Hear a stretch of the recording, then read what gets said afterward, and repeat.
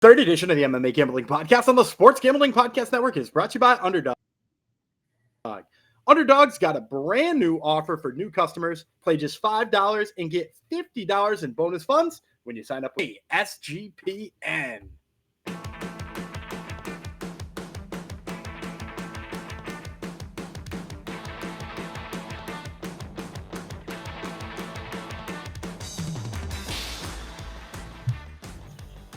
Howdy ho, Degenerinos. Welcome to episode 892. We decided, right? 892?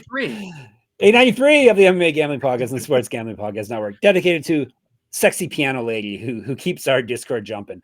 I am not a sexy piano lady, sadly. I am Jeff, the Kill Billy Fox. With me is Daniel Gumby reminding me what episode number we're on. He's not just here for that, though. He is also here to give you winning plays for LFA 215 because LFA has an event going down. Not just any event. Gumby says this is a good event. I see 2 title fights at the top, so I assume it's a real good event. Yeah, we got 2 title fights on the top. We got Road to the UFC veterans in there. We got guys we've talked about 100 times breaking down LFA cards. Like, this is it also seems like it's an American event, right? But they borrowed like some of their Brazilian talent, which they don't always do. But I dig that as well. So it's a real fun card. It's got a Canadian on the card too, which is always a good thing, right? We know who Gummy's going to pick in that fight before we even get to it. Good fight. Good card, I mean. Now, regional, I think you said last episode, regional, you were still up in plus 20 units, plus 30 units. A little over 30 units. Yeah, I think it was like 31 or 32.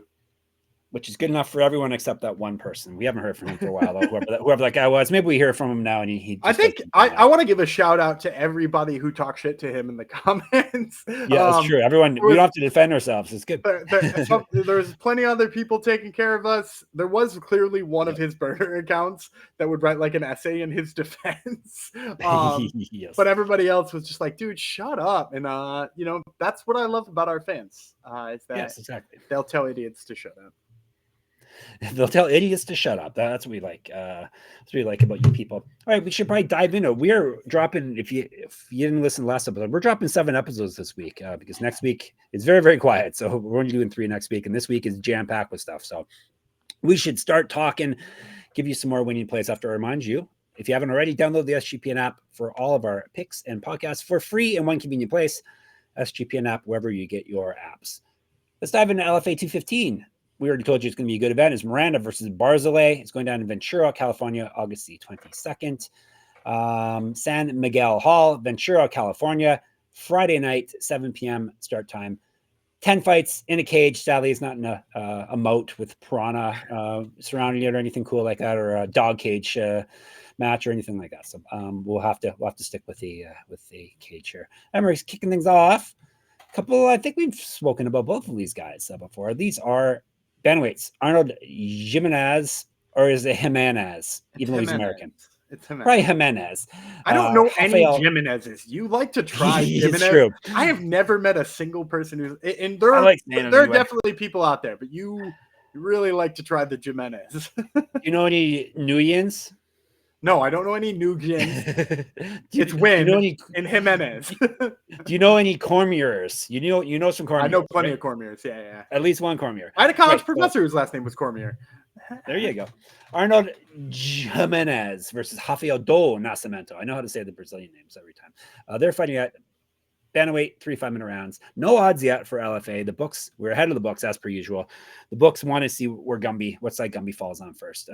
Do Nascimento, he goes by Militia, Rafael Militia, 10-3, 1 knockout, 7 submissions. He's never been finished in a fight. 4-2 in LFA. Loss win over his last 4.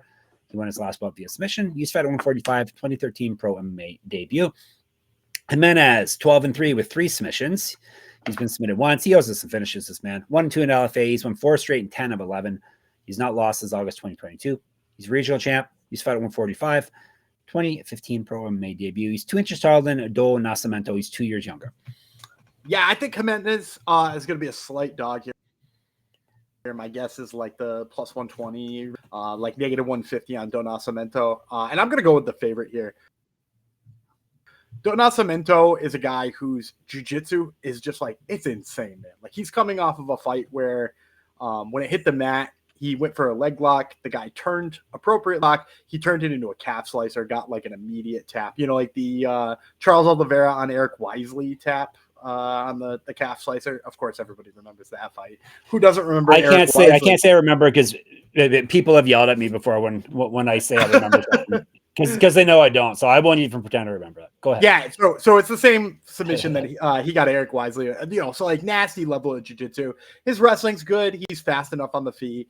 And just like when I look at how Jimenez lost the last time he lost, it was like pressure and takedowns. And I think Nascimento is good enough at those things.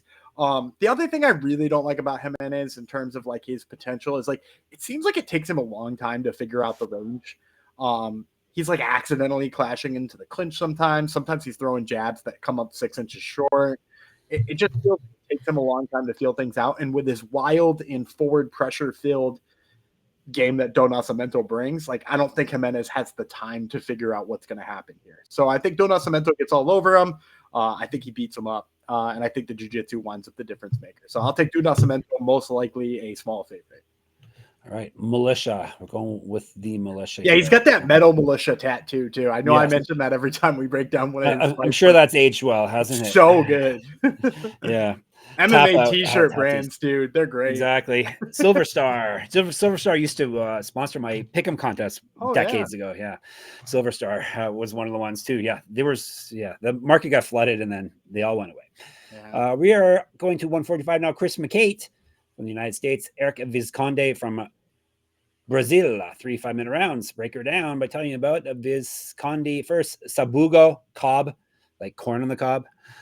He is 15-3, 5 knockouts, 6 submissions. He's been submitted once, 2-1 in LFA. He's won 2 straight and 8 of 9. TKO win in his last belt. Multiple regional championships on his mantle. Correct. Get a shirt, get a merch, sportsgamblingpockets.com/store. You have to, because there's no more MMA clothing stores. So you have to get your merch from us instead. We're running the market now. He used to fight at 135. Visconde, he's 4 years younger than Mecate. Mecate is 11-2, 4 knockouts, 1 submission. I know it's Mecate because we've spoken about him before. He's been knocked out once, submitted once, so finished in both of his losses. 3-1 in LFA. He's won 5 straight fights, though. He's not lost since August 2023. He's a regional champ. He's fight at 175, 2 inches taller than Visconde. He's got 4 inches of reach advantage on him. We did talk about him somewhat recently. Do you remember when we broke him down before? Of course, it would have been an LFA, but I don't remember. We broke down his fight with Erick Visconde. Damn it. It's a rematch? No, not a rematch. It fell through. Okay, good. It never happened. It fell through. So this is the rebooking.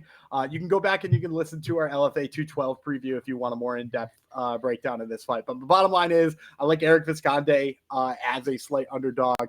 I like take a lot of stock from his fight with Ari Farias. Ari Farias, again, a high-level jiu-jitsu guy, world champion, IBJJF kind of guy. And, you know, he knew he was going to come in there and grapple with him, right? And Visconde stuffed the takedowns, got his hands going, winds up, you know, separating Ari Farias from his consciousness with a spinning back elbow, which is the theme of the weekend. Hey, except for that one might have been more devastating than Prochess, maybe less devastating than Murphy. But, like, you know, that's how good Visconde's power is like it was right in that realm.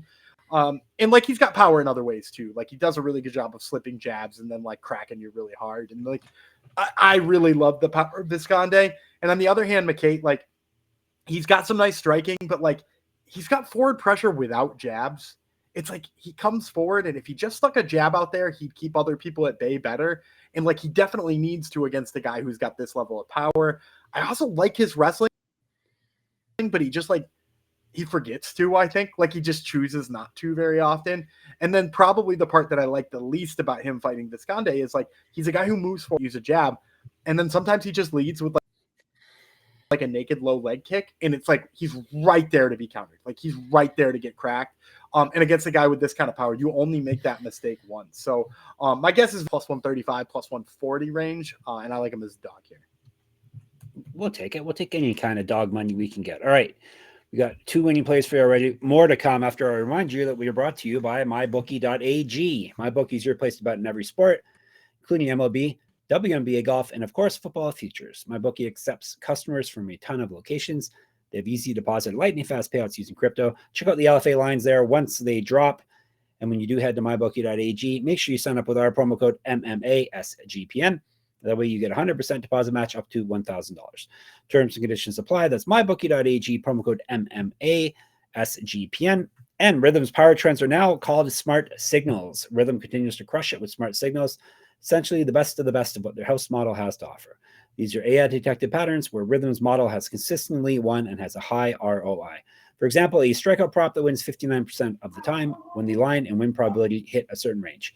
Smart signals are updated daily and exclusive to Rhythm. No touts, no noise, just clean data-backed bets. MLB, smart signals are crushing it. Mike Trout and Giancarlo Stanton are combined 14-0 on smart signals, recommending their unders. And WNBA smart signals, 97-65 in the month of July, and that was a winning ROI of 15.64%. It was so good that Scott and Adam, a couple of our friends and hosts here at SGPN, literally were booted off one of their bookie accounts for winning too much. So that can happen to you too. Download the Rhythm app, check out smart signals, and start betting smarter. You know we will be. Gumby always is. He's going to tell you a play right now, I bet, that you learned on smart signals. Yeah, I've been playing over on Underdog Fantasy and using the smart signal rhythm plays or even just the regular house model plays to get me ahead on Underdog. And Underdog keeps offering Cameron Brink points, and she's not scoring at all. I don't know if you've noticed. She's averaging like 2 points a game. And they had it listed at 5.5. And of course, Rhythm highlighted the hell out of the under there. And she went for 0 on Sunday. So 0 points for Cameron Brink and a well-played under by Rhythm. Yeah, she's going to get more blocks than points pretty much every game. So yeah, good play. So you can check out all the smart signal stuff over at, you can get it for free actually, 7-day free trial, sportsgamblingpodcast.com/rhythm. Remember, Rhythm is RITHMM. All right, and you'll find out which WNBA players you should fade as well. We are moving on up the card. 135 now, bantamweights. Shuya Kamikubo from Japan. Marcos Breno from Brazil. Like Gumby said, they got a lot of their Brazilian fighters are on this here card. It's a big fight card. Breno will do first. 15-4, 8 knockouts, 5 submissions. He's been submitted 3 times. He's 1-0 in LFA. He has lost 2 straight fights. Before that, he won 3 straight. Both of his past 2 losses have come via submission. He's not won since August 2022. He went 1-1 in Bellator, 0-1 in PFL. He also fought in a promotion called Dog Tower Fight. Have you ever heard of Dog Tower Fight, Gumby? I have not. Is that a thing they have in Brazil? They have towers of dogs? I don't know. Someone reach out and let us know. What did I tell you? I already told you about that. I used to fight. Oh, did I say RIP Bellator? RIP Bellator. I used to fight at 125.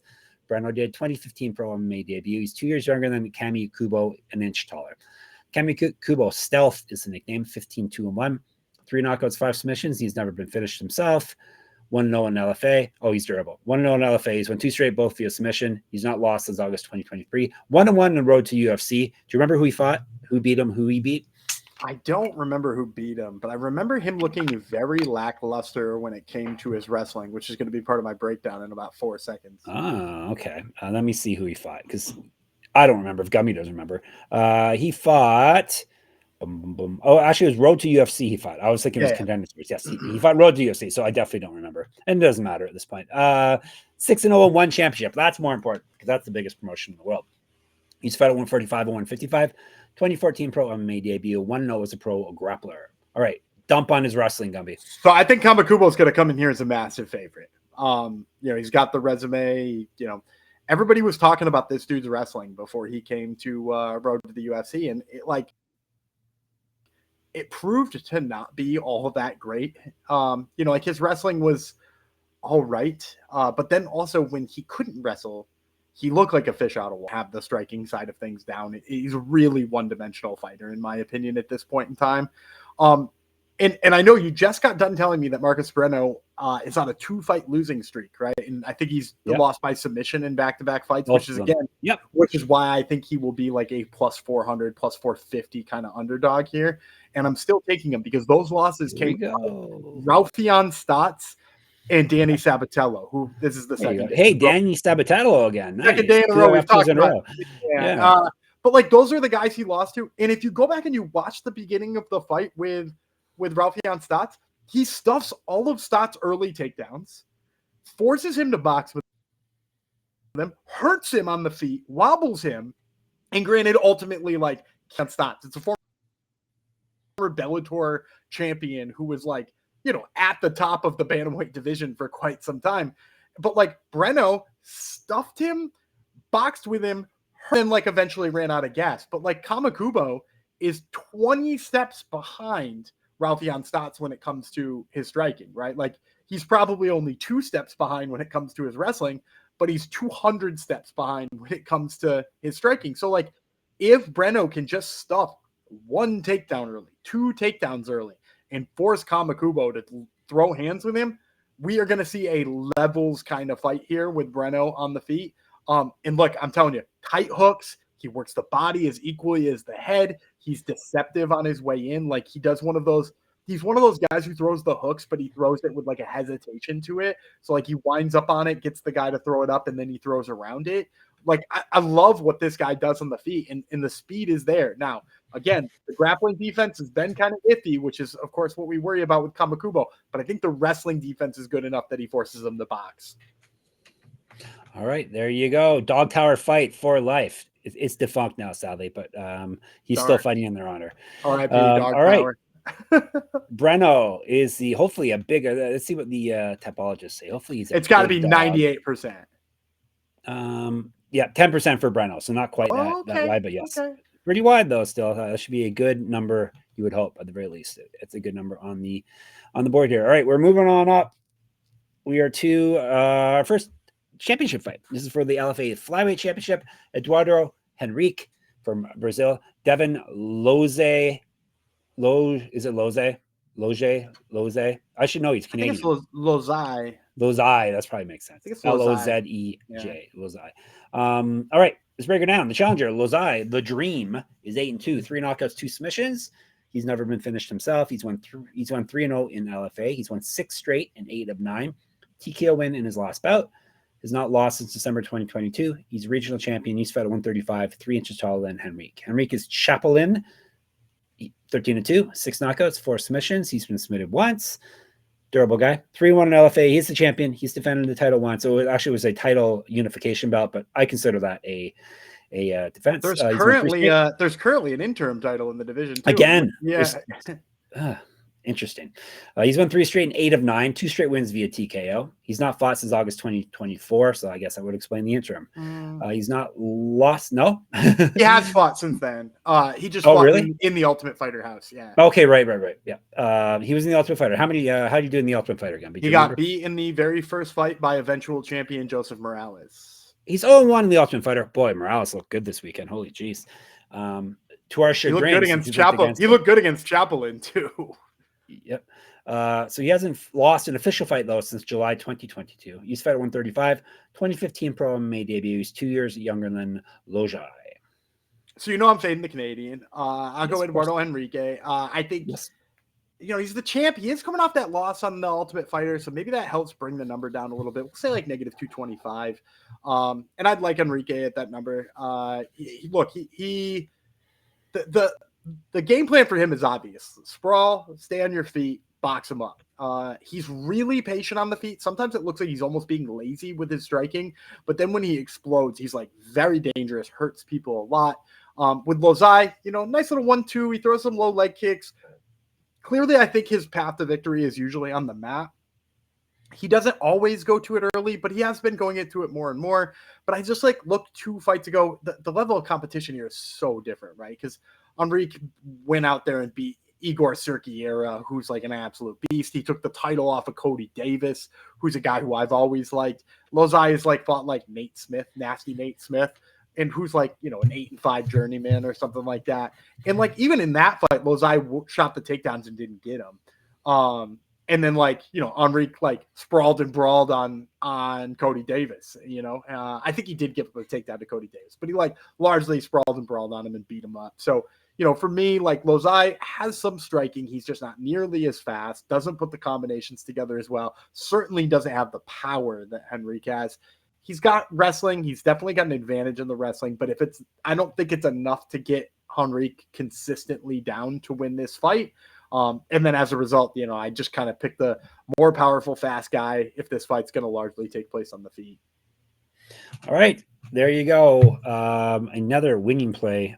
Before we get to the main event, let me remind you that we're brought to you by Circa Las Vegas, and more importantly for you, they are hosting Circa Million Circa Survivor. The world's greatest sportsbook, Circa Las Vegas, is hosting the world's biggest pro football contest, Circa Million, Circa Survivor, and Circa Grandissimo, with over $21 million in guaranteed prizes. You can't call yourself a true degen if you're not competing in the Circa football contest. Plus, you can come hang out with SGPN at the Circa contest weekend, August 21st to 23rd, for an amazing weekend, including live shows and open bars. Plus, you get 15% off a stay at the Circa with promo code SGP15. The contests are open to everyone. Sign up in Nevada and play from anywhere with the help of SGPN's official proxy. Go to footballcontest.com and use promo code SGP to get $50 off your proxy fees. And Underdog at Best Ball Mania is happening all summer long, giving away $15 million in prizes, including $2 million to first place. No waiver wire, no arguments about trades. Best Ball is the best way to play fantasy football. Underdog is also a great place to play pick'em, where you can win up to 500 times your entry. Maybe with this play, Gummy's going to give you right now. Yeah, on Monday, I'm going to give you Yuri Perez pitching against the St. Louis Cardinals. I'm going to take the higher than on his strikeouts. He's coming off a game where he only pitched 5 innings against the Guardians, gave up 4 runs, which isn't, necessarily the greatest thing. But despite having kind of a shorter outing, he still struck out 8 guys on the Guardians. Guardians strike out way less than the Cardinals. So give me Yuri Perez's higher than on his strikeouts. All right. Plus, I got something else to tell you about. Underdog's got a brand new offer for new customers. Play just $5 and get $50 in bonus funds when you sign up with our code MMASGPN. So get in on that while you can, and get in on Gumby's play as well. LFA Lightweight Championship is on the line in the main event. Richie, Miranda, United States versus Ilay, Barzilay from Israel, 5 5-minute rounds. And let's break her down. Tell you about Barzilay first. The hype is real is a nickname. Too much. Too many choice. Words, right? That's a choice right there. Yeah. It's too long. Too long. I don't approve. He's 7-0 with. And also, what do you do when, if you become like a UFC champ? Like that name doesn't hold ananymore, right? Like, is it still hype then? I don't know. Yeah. I guess you can shorten it. Just call yourself hype or real. Call yourself real if you become the champ. So he's gone 7-0. So that part is real. So far, he's living up to it. 7-0 with 4 knockouts, 4-0 in LFA. Won his last bout via TKO. He's 7 years younger than Miranda, an inch taller. El Machete. There's a nickname for you. That would be Miranda. 11-1, 5 knockouts, 2 submissions. He's never been finished in a fight. He's 8-1 in LFA and the current champion. He's won 5 straight fights, including the championship bout in his last fight via TKO. That one was TKO win. Has not lost since April 2023. He's 3 inches, has 3 inches reach over Barzilay. So this is an interesting fight for me. I think Miranda's going to be like the -175 favorite to Barzilay, the challenger, both because he's the favorite or the champ, and because his record's pretty legitimate, even if Barzilay's looks a touch better. I think this is a fight down in the 2 realms. So if this is a grappling match to shoot takedowns, if it does become more of that, I think he actually winds up with the worst of the grappling here, because while he has good shots and he gets to the hips well, I don't always see the best follow through on what he does from the hips. He doesn't change angles really well. He doesn't add a trip in there. He doesn't plow through. He typically shoots a takedown and he winds up against the cage, and then it takes him some time to work on it. On the other side of things, if you watch Richie Miranda's last fight, he fought Richie Lewis for the belt, who is an incredible wrestler. And Lewis really had nothing for Richie Miranda in terms of his takedowns. He kept trying and kept trying for the takedowns, and Miranda just was really well prepped for what he was going to do, stuffed it, and hurt him. So with that being said, I think this fight, if it's in the grappling realm, it's, Miranda's in the good positions. And so Barzilay might want to favor the striking realm. In the striking realm, I also think he has a disadvantage. He's got good high kicks. He's got good speed on his kicks. Throws a pretty nice quick jab that splits the guard, which, I like too. But Miranda is like a punches and bunches guy. He's a guy who is not going to take a step back. He's perfectly fine eating that jab that Barzilay is going to throw, because he's going to hit him with 2 or 3 hooks on the other end of it. He's going to work the body. And the part I like best about Miranda is that, if you've watched any of his fights as they get deep, his cardio is next level. He is a guy who is not afraid to go 5, because he's going to be as good in the 5th as he was in the 1st. And for Barzilay, a guy who hasn't been in those situations, and then he's going to have a guy pressuring him way more than anybody's pressured him before. Because, right, if you look at his past competition, his best win is Cole Laren, who's again, not terribly good record here. So Barzilay is going to be pushed more than he's ever been pushed. And then on top of being pushed more than he's ever been pushed, he's going to be dealing with more rounds than he's ever dealt with. So I really think as the fight goes on, Miranda is going to pull away more and more. Barzilay like has to get this out of the way early and probably without like failing on takedowns, because that's going to zap a bunch of his power too. And I just don't think he's got the power to put Miranda away. So give me Richie Miranda here. So you're telling me the hype is not real, is what you're trying to tell us? I'm not saying the hype's not real. Like he could, the dude could have some hype. I just don't think it's real enough to beat Richie Miranda. I really like Richie Miranda. He's vicious, and I think people wrote him off a while ago. He took a kind of an ugly loss in there, and man, did he come back better. I'm in on Richie Miranda. And you said around minus 175, is that right? Yeah, probably around there. Okay, cool. All right. Excellent. Let's recap and we'll get you, we'll press Gumby for some more plays for us. He's got Miranda. He's got Henrique. He has got Breno. He has got Visconde. He has got Nascimento. Lightning rounds, that bam, boom, pow. You have to give us plays now. Yeah, speaking of guys who had kind of an ugly loss and have rebounded and looked better since, the first lightning round pick I'm going to take is Jake Woodley. Like I said, he was a guy heavily touted. I think he was a 5-0 prospect, ran into another undefeated prospect, took an ugly loss. Kind of everybody got off of his welcome wagon here. So I think they're giving him a get right fight here. I don't know how playable he'll be. It'll depend on how the public views how bad that loss was. But I really think he's got a lot of potential. He's a good wrestler, got a lot of power. Jake Woodley is as a guy to keep an eye on. And then the other one I'm going to take is Naira Rep. Naira Rep, once upon a time, was like one of the most highly touted, 1-0 prospects in women's MMA. She was like a fun kickboxer. She's from Bosnia originally, and now she trains. She went from training at like a really small gym, and I think she moved to Colorado and is training at one of those Colorado gyms.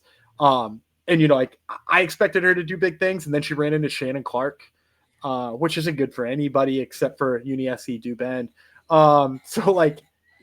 She lost a tough fight there. She's now like sitting on a 2-0 or a 3-2 record, which doesn't look great, but she's still a really great prospect. Like she's somebody who you'll look back one day and be like, oh man, she was 3-2 at a point, and then she's 10-2 now and on Contender Series or something like that. 7-fight win streak or 8-fight win streak to get to that point. So I like her kickboxing, I like her power, and they're she's again getting a lower level fight because of her record. So once again, that's Jake Woodley and Naira Rep. All right, you are set now, ladies and gentlemen. If you want plays for the last 3 fights on the card, hit Gumby up in the Discord, sportsgamblingpodcast.com/Discord, on the YouTube MMA Gambling Podcast, Twitter. I guess Gumby runs our account, SGPN MMA. He's at Gumby Reeland there. I am at Jeff Fox Writer there and on Instagram. Check out my Substack, moneymma.substack.com. Enter my free pick'em contest. I run for pretty much every UFC, including this week's, I guess we're already into the week. Then Gumby's got another podcast, Top Turtle MMA Podcast. Tell the people who is on it this week. We got Dana White's Contender Series, Chasen Blair, who we've talked about on this show. He's a Cage Warriors guy for quite a while. And then we'll also talk to Gage Young, who's fighting in Shanghai this weekend. All right, so check out Top Turtle. And of course, you can check out all our stuff at sportsgamblingpodcast.com, sportsgamblingpodcast.com/store to get your merch, sportsgamblingpodcast.com/Patreon. And we'll be back again very, very soon. We got some Road to UFC coming up. We got some UFC coming up. We got some Dana White Contender Series. We're busy, guys. Gumby, bid the people farewell. All right, I'm Daniel Gumby Freeland. He's Jeff Silverstar Fox, and we will see you, I don't know, sometime soon.